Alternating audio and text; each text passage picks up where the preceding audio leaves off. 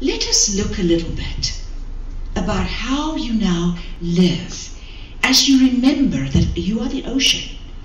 You are not just what's in the bucket. How do you live amongst humankind?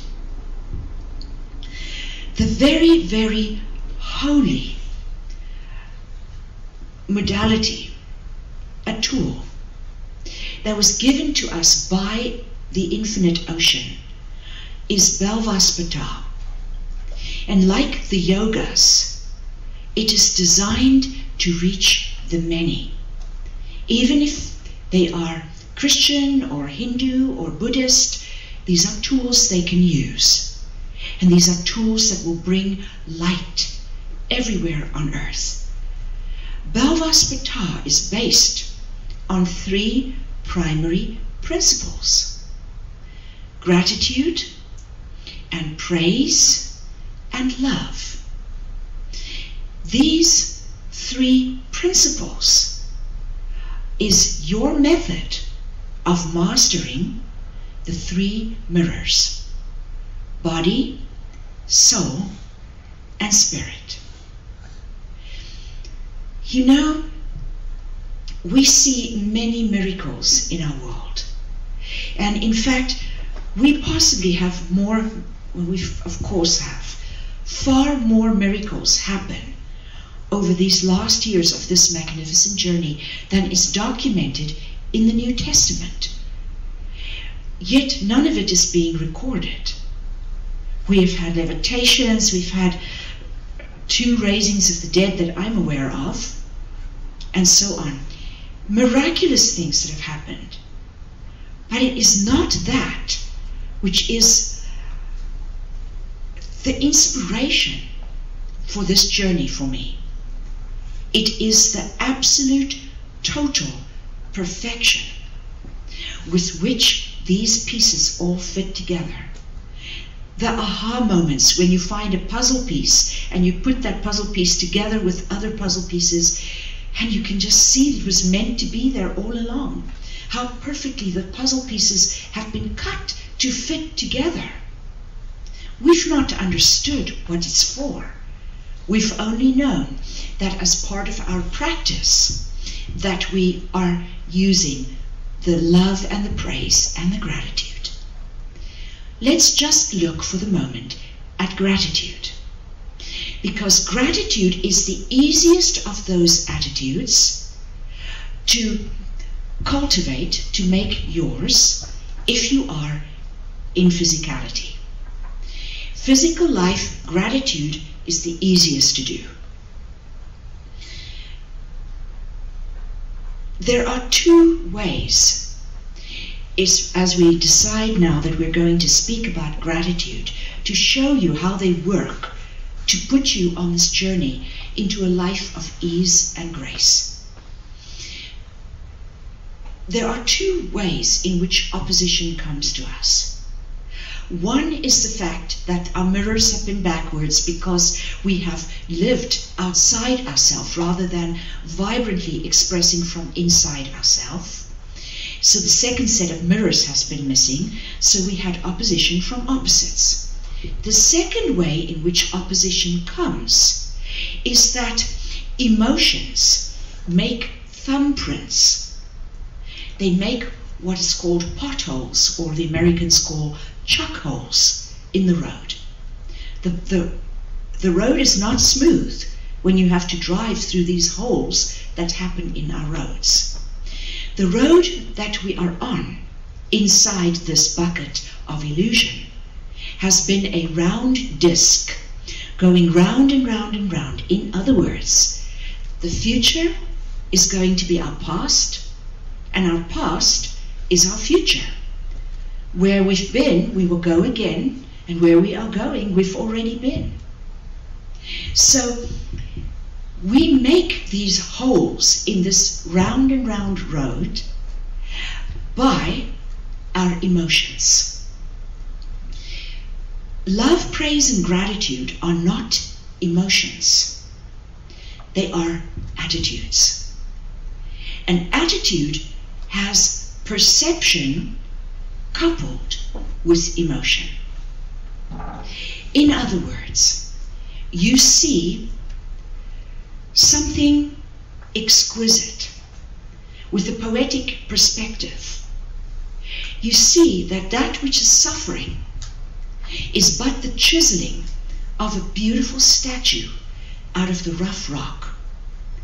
And all of a sudden there is this wondrous release within you that life is not as bad as you thought, and that the rock will gladly give up its rough surface to become a work of art that inspires all who sees it. And so all of a sudden your heart sings. Emotion because of perception. Perception also comes because of emotion. You can have the emotion, and then you must know why you have that emotion. For example, when I adopted my beautiful Plains Cree Indian daughter, she was 9 months old, and I found that I had extraordinary joy each time I bought her a little red coat. And finally she had like 3 or 4 little red coats, and she was growing very fast, of course, so I had to keep buying more red coats. The joy I found in buying her the red coat came from a memory, and it's just a dream, these memories. But I dreamt that I was a little girl, and in my memory, my family was quite poor after my grandfather lost everything, and I had very few clothes, but I had one pride and joy of a little 3-year-old, a red coat. The red coat was bought for me because my father traveled back and forth between Pretoria and Cape Town. The Parliament shifts every 6 months in South Africa, where my memory said that I lived. So my mother bought this coat for the wind in Cape Town. When I got there, there was another family that my mother wanted to impress. And we were out on the beach, and she dressed me very warmly. I had a little sweater on underneath the coat, and the other child was standing there in just a dress, and she was my size and my age. Her name was Mimi, and Mimi was shivering. And my mother said, "Oh, Almine will be happy to give you her red coat to wear." I said, "No, she can't have my red coat." No, Almine, don't misbehave. Almine is happy to give you her red coat to wear. Nudge, nudge. Well, okay. And so I give her my red coat to wear. It was the beginning of forsaking the self to serve others. It was the beginning of my value lies in what I give, rather than the joy I'm experiencing of wearing my brand new little red coat. It was such a strong message from my mother that you forsake yourself and now you're an acceptable child, that it was a key core moment. After I saw that, I realized I was compensating for the past by giving my little girl red coats that she didn't have to give to any other child. You see, even joyous emotions require perception. If we have emotion without perception, this disc of life that you travel around and around on creates thumbprints. It's like when you are very happy, or if you're very furious or very sad, it makes a thumbprint. It makes an indentation. And as you meet up with those indentations of the past, they bring opposition because of the fact that they draw opposite emotion. If it's a happy emotion, it draws opposite emotion into it. The distorted emotion, it draws with it distorted perception. So you keep bumping into distortions in these holes as you travel around, and now you have to get the perceptions you didn't get in the first place. To avoid this, examine your emotions and gain their perceptions. Take time for deep, meaningful living. Allow yourself 10-minute periods every hour and a half, every 2 hours. And in those 10 minutes, just look through the emotions you felt and learn their lessons. Gratitude is an attitude. It recognizes the worth of something, and there is an emotional, grateful response. So these attitudes don't make opposition. What do they do? Well, they actually help you live a life that is in this world, but not of the world. So that the duality, the fear, the anger, the rage, the addiction, the various stages that people are in, does not stick to you. How we do it is very similar. I do apologize for the creaking of this mic. It's disturbing, but we're doing the best we can.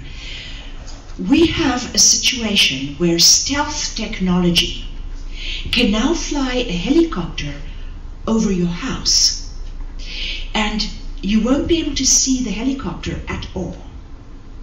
You might hear it. In fact, there is even technology now where you neither hear it nor see it. It won't show up on radio, on radar, nor will your eyes behold the helicopter. How do they do it? They do it the exact same technology that happens when you are embodying love and praise and gratitude, or any one of them to a large extent.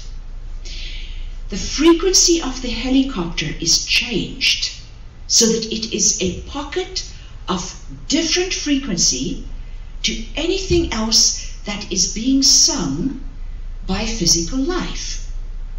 Physical life sings specific notes. It has an octave of notes that make it physical. If the notes go to the next octave, then you're now in soul. If it goes the next octave and the next, you are now in spirit. These octaves are mapped out by the Zolkin, by the I Ching, by the tree of life that is taught in the Kabbalah, the 4 stages of development that I discuss in my book, Journey to the Heart of God. These are these octaves of life.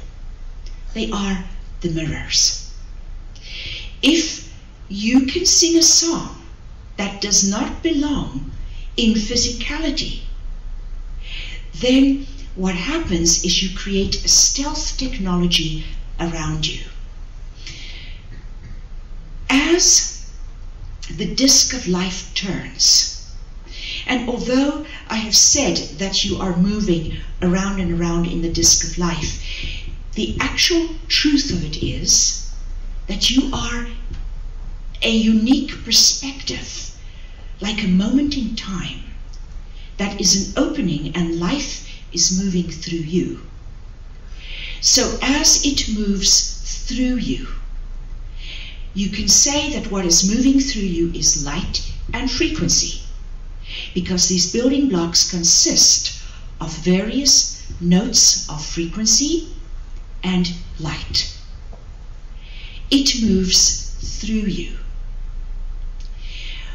The light that moves through you is like the light of it's like the light of a tree that bounces to your eye. You can see the tree.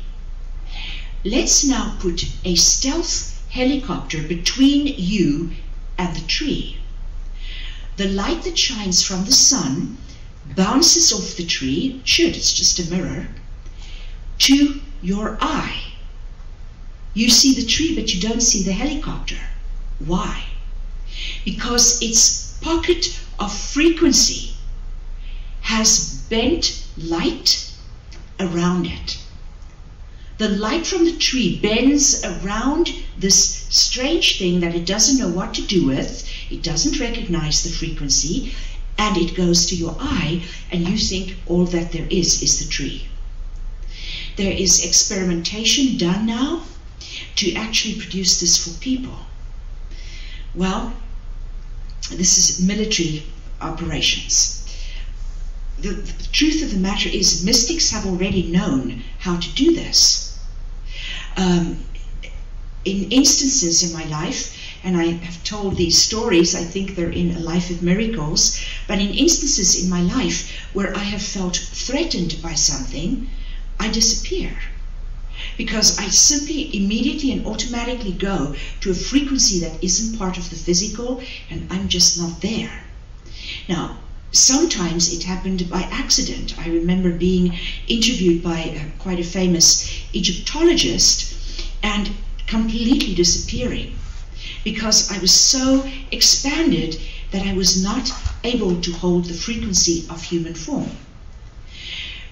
If you are to a lesser extent than that, it's not that you're going to totally disappear from sight, but you are becoming invisible to the old lines of light that form this disk, so that you live in this disk of existence, but you're not of it. This is the stage that we have come to. Now, what is outside the bucket?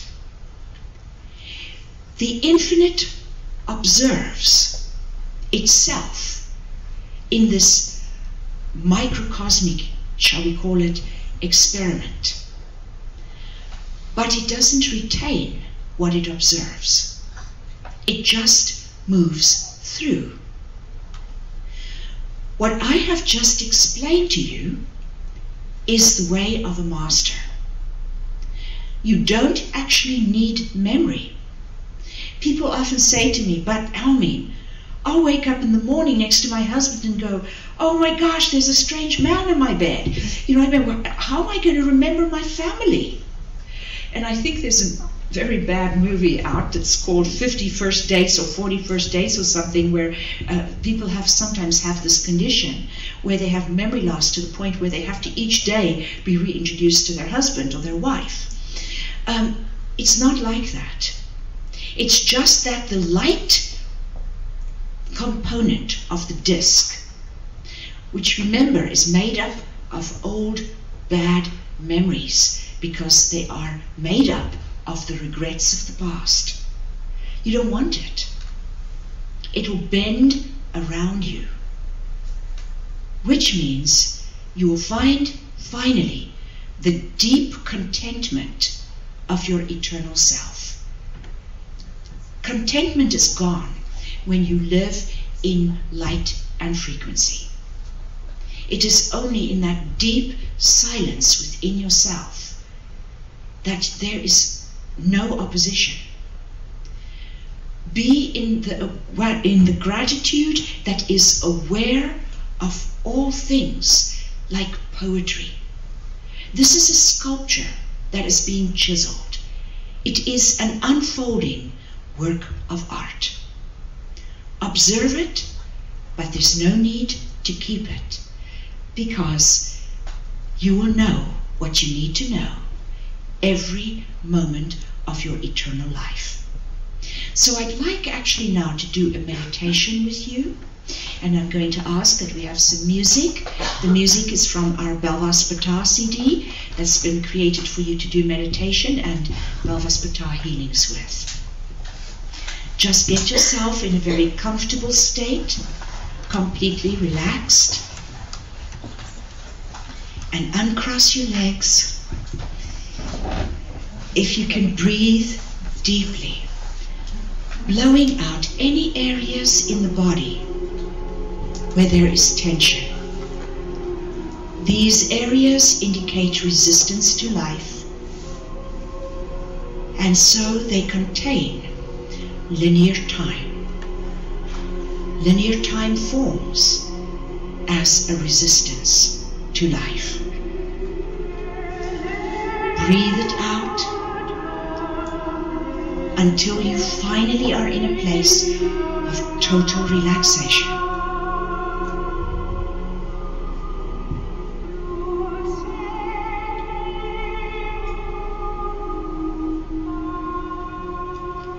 For eons of existence, within physicality, we have lived in a war zone where opposite poles of feminine and masculine, receptivity, proactivity, are at war with one another. Try and reduce one another. Let us look now at a way in which we can be inspired by opposites. Is there beauty in your world that you behold? Are there inspirational, exquisite things that you see? If so, it is because those parts of your inner mirrors are expressing. The more you express the inner self, those inner mirrors, the more life will become beautiful. No longer will you draw in distortion, but poetry.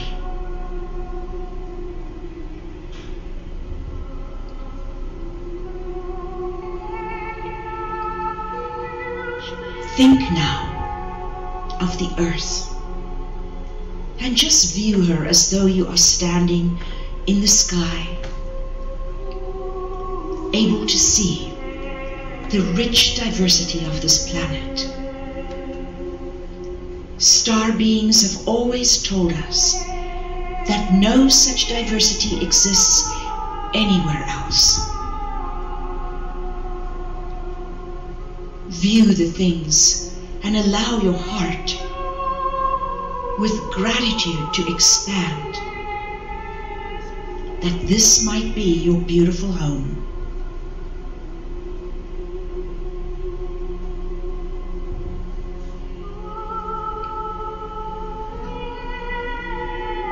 See the migration of the reindeer, the caribou, as they walk far away from their breeding grounds.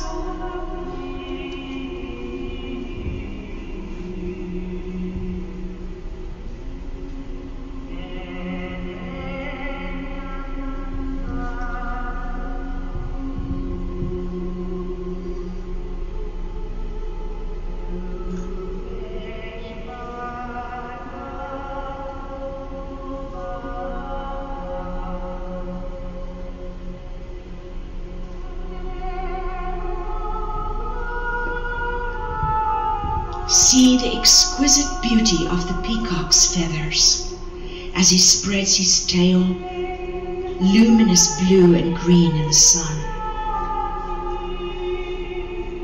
What can he inspire you with? See his message. He is unashamed of his beauty. He doesn't try and fit in with the grayness of the other fowls in the barnyard. Unashamed, he spreads the opulence of his exquisite self.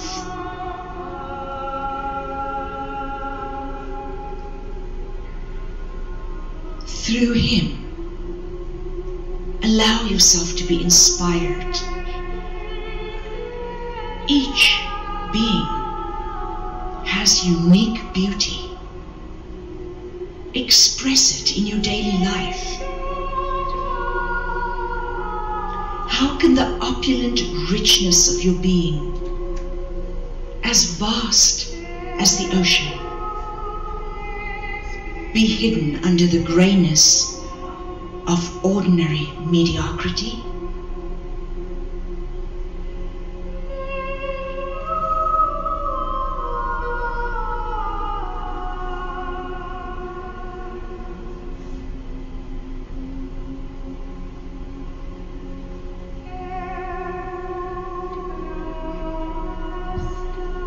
does the migration of the birds teach us? That even though they can't see the end of the journey, or in their forgetfulness have forgotten the exact way to fly, they know that their journey is inevitable.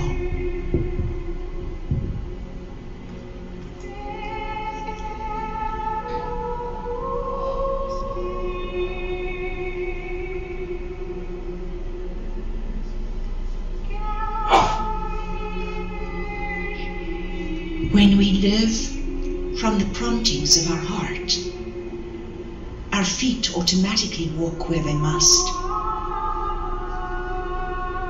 We automatically know without knowing why. Let us inspire trust in our journey. Our forgetfulness never was a mistake. Our forgetfulness was but part of the plan. Trust the adventure. Our being is ever new. Each second the ocean is different. Whatever it is need not be fixed or changed, just experienced with deep appreciation. Allow the caribou or the reindeer to inspire you to trust the adventurous journey. Let it become lived with grace, for this journey has no point of arrival. The tools we have are just perspectives, no more and no less. We will just stay in meditation for another 3 minutes while you experience the inspiration of the beauty that you have seen.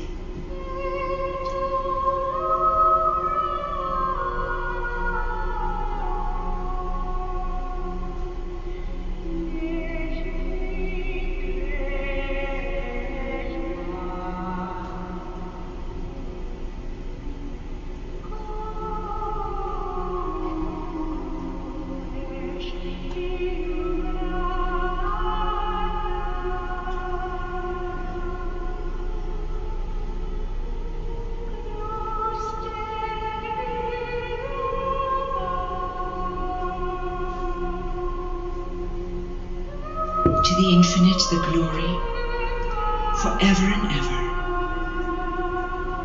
To the one life we dedicate, the fullness of our being.